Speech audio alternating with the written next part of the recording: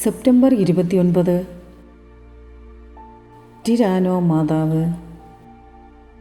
1504 September 29 Mario ഒമോദിക് കന്യകാമറിയം പ്രത്യക്ഷപ്പെട്ട് പകർച്ചവ്യാധി അകറ്റുന്നതിന് വേണ്ടി മാതാവിൻ്റെ സ്തുതിക്കായിട്ട് പട്ടണത്തിന് വെളിയിലായി ഒരു പള്ളി പണിയണമെന്ന് ആവശ്യപ്പെട്ടു.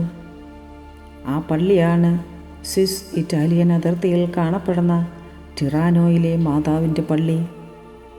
1505 മാർച്ച് 25 പള്ളി പണിയുന്നതിന് വേണ്ടി കല്ലിടുകയും രോഗം പൂർണ്ണമായി തുടച്ചു മാറ്റപ്പെടുകയും ചെയ്തു.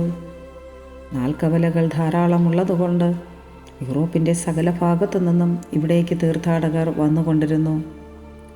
1520 അടുത്ത് ജി ആഞ്ചലോ മെയ്നോ എന്ന കൊത്തുപണിക്കാരൻ രൂപകൽപ്പന ചെയ്തതാണ് വെള്ളിവസ്ത്രത്താൽ അലങ്കൃതമായ മാതാവിൻ്റെ ഈ രൂപം.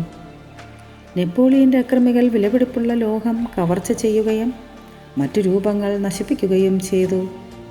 1946 പോപ്പ് പയസ് 12 ടിറാനോയിലെ പരിശുദ്ധ കന്യകാമറിയത്തെ യൂറോപ്പിൻ്റെ പ്രത്യേക സ്വർഗീയ മധ്യസ്ഥയായി പ്രഖ്യാപിച്ചു. Ave Maria.